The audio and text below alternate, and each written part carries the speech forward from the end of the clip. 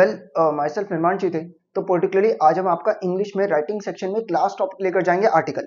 आपको याद होगा कि लास्ट टाइम वीडियो में मैंने आपको बताया था या तो रिपोर्ट राइटिंग या आर्टिकल में से पर्टिकुलरली आपको कोई एक टॉपिक कवर करना है, दोनों टॉपिक में से चॉइस आएगा और 5 मार्क्स में चॉइस होगा।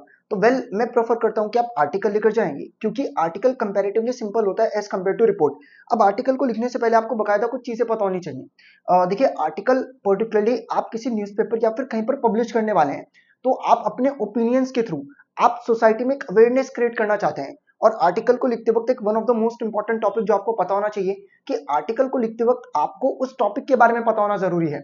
यार सिंपल सी बात है, आपने मुझे कोई सब्जेक्ट पढ़ाने को दिया, अब मैं उस सब्जेक्ट को जानता ही नहीं हूं कि कैसे पढ़ाना है, तो क्या मैं पढ़ा पाऊंगा? ऑब्वियस बात है, नहीं पढ़ा पाऊंगा। तो सेम आर्टिकल है कि आर्टिकल को जब आप एक्सप्लेन कर रहे हैं तो जो टॉपिक आपको गिवन है, आपको उस टॉपिक के बारे में बताना है, आपको उस टॉपिक को इंट्रोड्यूस करना है, उसके क्या पॉजिटिव्स है क्या नेगेटिव्स है, उस टॉपिक से आपको क्या प्रॉब्लम हो रही है, उस प्रॉब्लम के क्या सॉल्यूशन हो सकते हैं, वो टॉपिक किस बारे में है, कंक्लूजन क्या है, वो सब कुछ लिखना पड़ता है। तो वेल आर्टिकल आप किसी भी चीज के बारे में जब अपने व्यूज या ओपिनियंस या फैक्ट्स और अवेयरनेस क्रिएट करते हैं उसको कहा जाता है। आर्टिकल को लिखना थोड़ा सा कॉम्प्लिकेटेड टॉपिक हो जाता है, क्यों? क्योंकि उस टॉपिक के बारे में अगर आपको इन्फॉर्मेशन नहीं है तो वेल तब आप उसके बारे में लिख नहीं पाएंगे। अब देखिए यहाँ पर बताया भी हुआ है कि आर्टिकल को लिखते वक्त पैराग्राफिंग करनी पड़ती है, बिगिनिंग मिडल और कंक्लूजन। बेसिकली आर्टिकल 3 पैराग्राफ में लिखा जाता है। अब लिखना कैसे वो बताऊंगा, उससे पहले एक बार मार्क्स डिस्ट्रीब्यूशन को समझते हैं। वेल मुझे लगता है कि मैंने आपको क्लियर किया होगा कि आर्टिकल क्या होता है। देखिए आर्टिकल में फॉर्मेट आपका 1 मार्क्स का रहेगा, कंटेंट आपका बकायदा 2 मार्क्स का रहेगा और स्पेलिंग और ग्रामर का 1 मार्क्स होगा।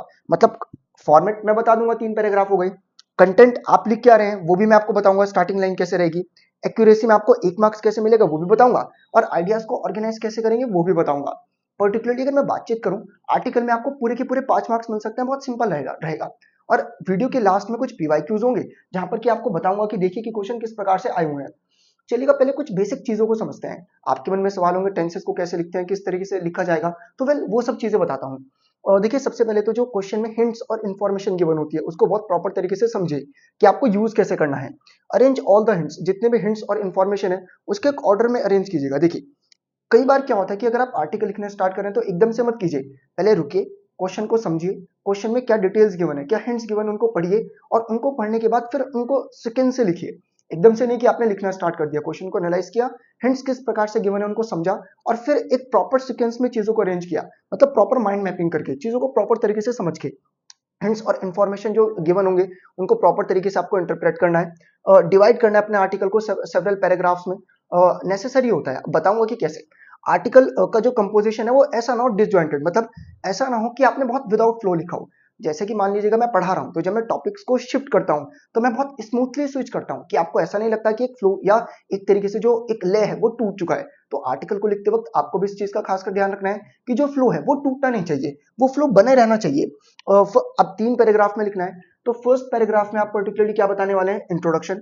इंट्रोडक्शन मान लीजिएगा कि बहुत सिंपल, मैं पीयर प्रेशर के बारे में जिक्र करता हूँ। पीयर प्रेशर क्या होता है? यार आपने देखा होगा कि आपके पेरेंट्स आपको आपकी उम्र के लोगों से कंपेयर करते हैं, तो क्या वो चीज आपको सही लगती है? ऑब्वियस नहीं लगती, तो उसी को तो पीयर प्रेशर कहा जाता है।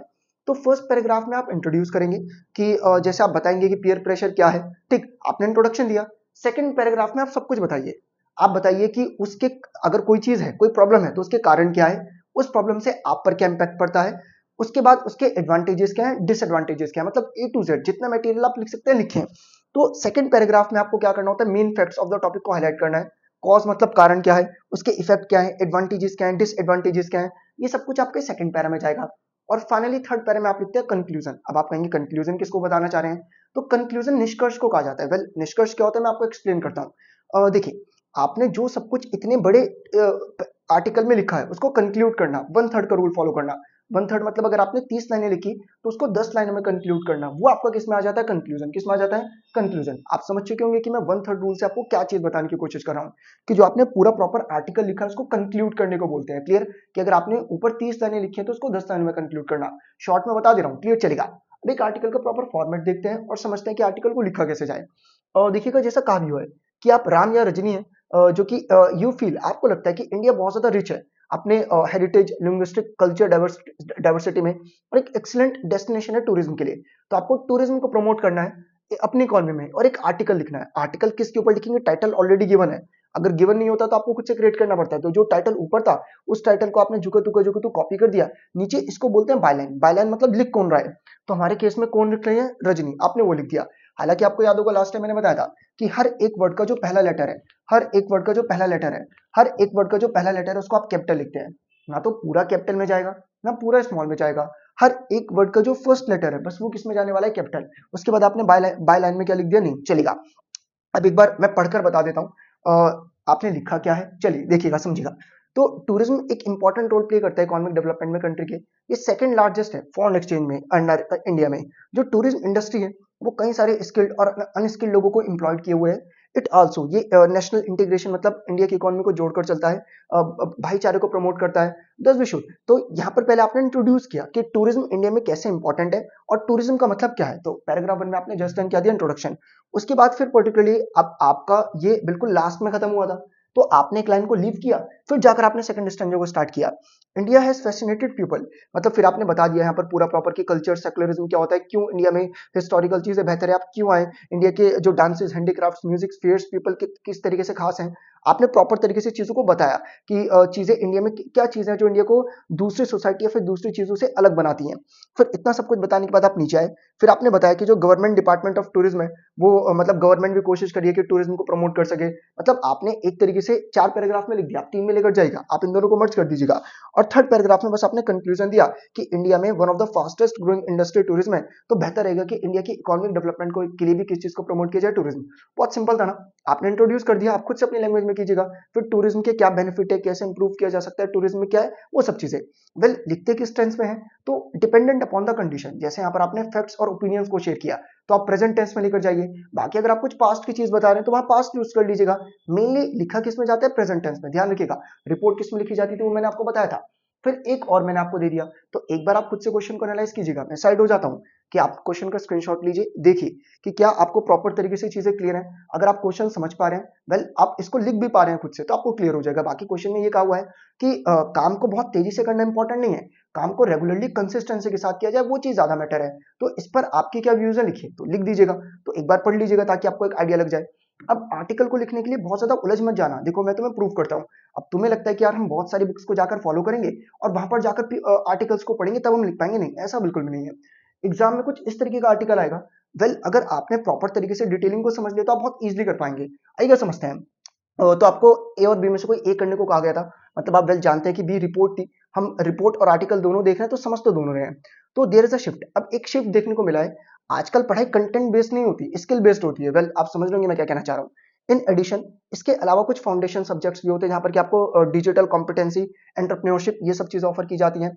This breaking away from conformity has brought out the latent potential in students as they are now selecting courses। मतलब अब बच्चे भी ऐसा नहीं होता कि जो पेरेंट्स ने कहा वो कर लिया, जो उनकी पसंद है, जिस चीज को वो इंटरेस्ट रखते हैं उन कोर्सेज को सिलेक्ट करते हैं। अब ये बदलाव देखने को मिला है, तो आपको बता दिया कि आपको इस टॉपिक पर हेडिंग आपको कुछ से नहीं क्रिएट करना, आपको गिवन है चेंजिंग ट्रेंड्स इन एजुकेशन पर आपको प्रॉपर तरीके से क्या लिख देना, आर्टिकल। अब फॉर्मेट क्लियर है, हेडिंग लिखिएगा, नाम नहीं गिवन है तो बाय XYZ या फिर कोई भी नाम लिख दीजिएगा। आप XYZ लिखेंगे तो ज्यादा बेहतर रहेगा।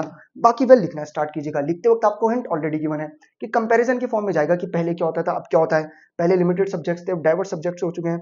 पहले सब्जेक्ट की स्ट्रीम्स बहुत रिजिड थी, अब चीजें बदलती जा रही है। अब इंटीग्रेटेड सिलेबस हो चुका है, एकेडमिक फोकस था पहले, अब एप्टीट्यूड फोकस है। जनरली आपको इंटेलिजेंस को टेस्ट किया जाता है, पहले रोट मतलब रट्टाफिकेशन थी, अब टेक्नोलॉजी बेस्ड लर्निंग है। अब जैसे देख सकते हैं हमारे पढ़ने का तरीका भी टाइप ऑफ टेक्नोलॉजी बेस्ड है। पहले पेन पेपर था, अब कॉम्पिटेंसी बेस्ड है। तो बस वही सब चीजें हैं। अब आप कहेंगे चलेगा हम समझ भी गए, हमें ये बताइए कि स्टार्टिंग कैसे करें। हमें ये तो पता है कि लिखना क्या है, अगर एक बार स्टार्टिंग लाइन पता चल जाए तो हम लिख सकते हैं। तो वेल वो काम भी मैंने आपके लिए आसान कर दिया। यहाँ कुछ लाइंस दी हुई हैं, आप इसको अपने अकॉर्डिंगली याद कर सकते हैं। अब ये मत कहने लग जाना कि मान लो तुम इसी को लिख दे रहे हो तो ये नहीं यूज कर सकते whether you are beginner and an expert. तो लाइन टॉपिक के अकॉर्डिंगली डिसाइड होगी, ठीक। तो इस टॉपिक में कौन सी लाइन सुटेबल होगी कि आजकल की दुनिया में, बहुत तेजी से दुनिया में, टॉपिक का नाम लिखो, क्रूशियल रोल प्ले करता है इन शेपिंग आवर लाइफ। समझ लीजिए क्या करना है, अच्छा टॉपिक का नाम लिखकर आपको हेडिंग मिल चुकी है, फिर लिखना स्टार्ट कर दीजिएगा। तो वेल मैं साइड हो जाता हूँ, एक बार स्क्रीनशॉट ले लीजिएगा, चलेगा। तो मुझे लगता है कि इसी के साथ मैंने आपको प्रॉपर तरीके से आर्टिकल कंप्लीट किया होगा। इसी के साथ हमारे यूट्यूब पर प्रॉपर तरीके से राइटिंग और रीडिंग और PYQs, पेपर पैटर्न और साथ ही फ्लेमिंगो का सिलेबस कंप्लीट है। इसके बाद विस्टास की वीडियो ड्रॉप रहेंगी, बहुत ज्यादा इन डेप्थ जाकर बताऊंगा, चलेगा। Well thank you very much.